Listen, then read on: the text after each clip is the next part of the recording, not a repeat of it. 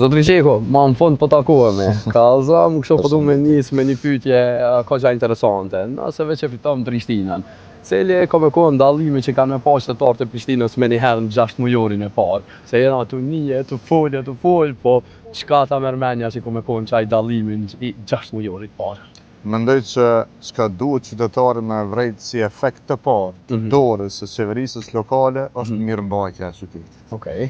Duhet me u përmirësu niveli i pastërtisë së qytetit, i menaxhimit të mbetorinave, edhe mundësisht i një zbutje të trafikut, sepse i kemi parapat disa ndërhyrje të shpejta, të cilat janë të domosdoshme për trafikun. Pra, ndërmarrjet komunale janë shumë të rëndësishme, trafiku urban, pastrimi, termokosi dhe këtë të tjera të cilat na e bojnë përditshmërinë tonë më të lehtë, më të mirë dhe më të këndshme, dhe në 6 muajt e parë unë besoj shumë që do të vërejt ndryshimi në raport me ç'është na duket qyteti. Zotri Qeko, ti vjen prej kulturës. A mundesh më tregu ç'është kime kthy kulturën në qendër vëmendjes të Prishtinës? Për qytetarët e Prishtinës, jo që nuk është kultura në qendër vëmendjes, ka mungesa, po ç'është është plani për me bu fokusin në kulturë për qytetarët e Prishtinës? Fillimisht ato që i kemi bënë në Ministrinë e Kulturës, i kemi fuqizuar institucionet publike dhe i kemi 10 fishon mbështetjen për skenën e pavarur, sepse është pjesë më vibrante e krijimtarisë kulturore në vendin tonë, grante dhe subvencione serioze për artistët dhe organizatat kulturore, si e para. E dyta, hartëzimin të gjitha hapësirave publike, të cilat do të shfrytëzohen për nevojat e komunitetit artistik. Artistët sot më shumë të vojnë për hapësina, për vende, ne duhet çdo mundësi me shfrytëzu për me i kthy hapësinat publike në shfrytëzim të artistëve. Na duhet me punë shumë edhe në atë që ne kemi nisur në Ministrinë e Kulturës, do të vazhdojmë në komunën e Prishtinës, që quhet Arti në shkolla, një program i veçantë që kombinohet me mësimin gjithditor, ku artistët e ri, studentët e artit angazhohen në për shkolla, që fëmijët tanë mua transmetojnë dijet edhe shkatësitë artistike. Dhe besoj që një organizim i mirë i ngjarjeve kulturore, që është përndan ofertën tonë kulturore gjatë gjithë vitit, pra vetëm gjatë verës, po aktivitete prej janarit deri në dhjetor, edhe si pjesë ofertës sonë turistike, do të jetë një çështje jona për zhvillimin e kulturës, për ta bërë kulturën përditshmëri tonën, për secilën lagje, në disa ka, në shumicën e tyre nuk ka, kemi propozuar amfiteatër të hapur, se duhet ngjarje kulturore edhe për ta zhvilluar jetën komunitare në për lagje. Do ta bëjmë një skemë të granteve për organizatat e kulturës që nëse ka dikush një festival, do të detyrohet që 1% të atij fondi që merr nga komuna aktivitetin me e çu në lagje. E zgjat lagjen vet, aty e ka amfiteatrin, ajo është for free për ata banorët e lagjes, por kemi nevojë shumë aktivitetin kulturor edhe me decentralizu në për lagje edhe në për fshatra. Hajro, vajte po pulim pak për rinin, sepse është diçka shumë e rëndësishme për qytetin. Kena me folë edhe për rinin, po edhe për të zhvillimin kulturor edhe zhvillimin e ri urban. Po folim për rinin nëse po du me ta bëni pyetje. Qysh kena mi majtë rinin në Prishtinë? Cilat janë premtimet me të cilat rinina qëndron në Prishtinë?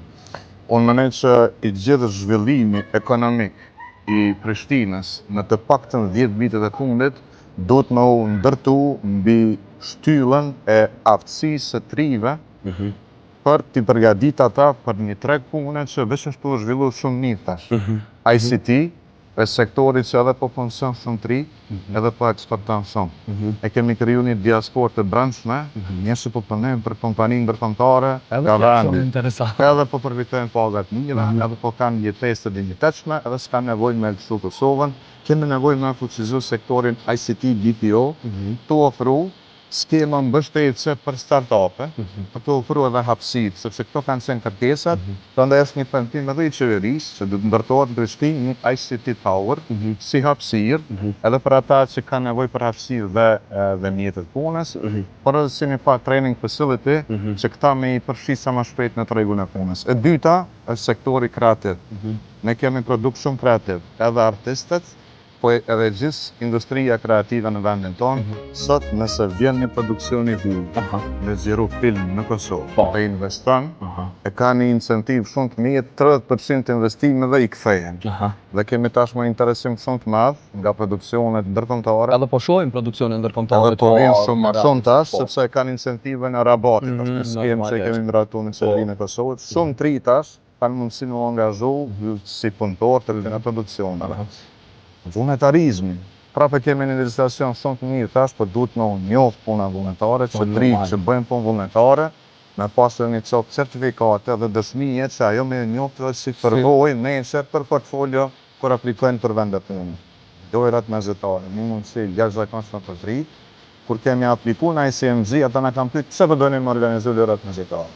Ju kemi thënë kështu, edhe është në deklaratën e vizionit, për me kriju mobilitet rinor në Kosovë dhe në Prishtinë. Do t'jetë një armatë aty në çdo të punojnë, kryesisht tri vullnetar. Normalisht se Po do do ta ndërtojmë edhe një përvojë të jashtëzakonshme në organizimin e një ngjarje kaq të madhe ndërkombëtare, do mendoj se pas 2030-s, sepse ne emrim kulmin me lojra mesjetare, Prishtina duhet promovohet si destinacion i ngjarjeve ndërkombëtare sportive çdo vit, disa gjatë Me pas domethënë disa aktivitete të ndryshme ndërkombëtare. Dhe kjo nënkupton edhe infrastrukturë më të mirë sportive, që tritet tonë talentum, mos na vujt më prej mundjesës së infrastrukturës.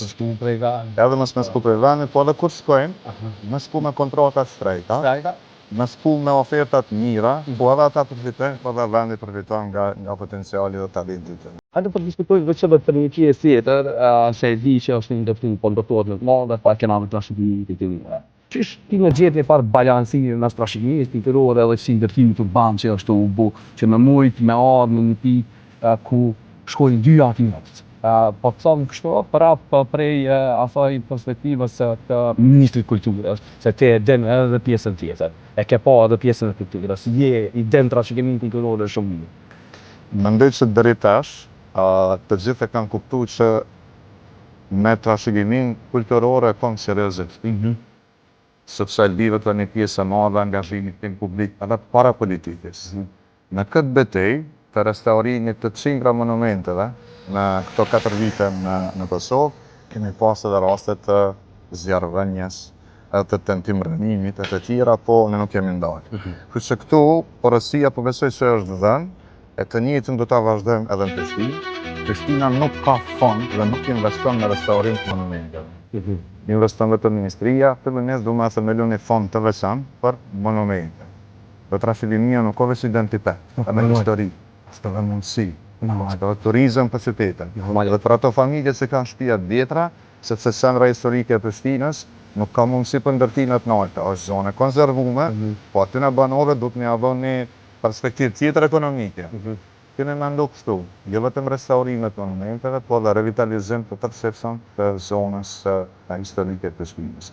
Nga fasadimi të pesave, nga kthimi i kaldrëmit dhe krijimi të një ambienti që i ngjan tamam në qytetin e vjetër, deri te mbështetja në skema të subvencioneve për banorë, që ata pasoninë e tyre, shtëpinë e tyre ta përdorin për të ofruar shërbime turistike.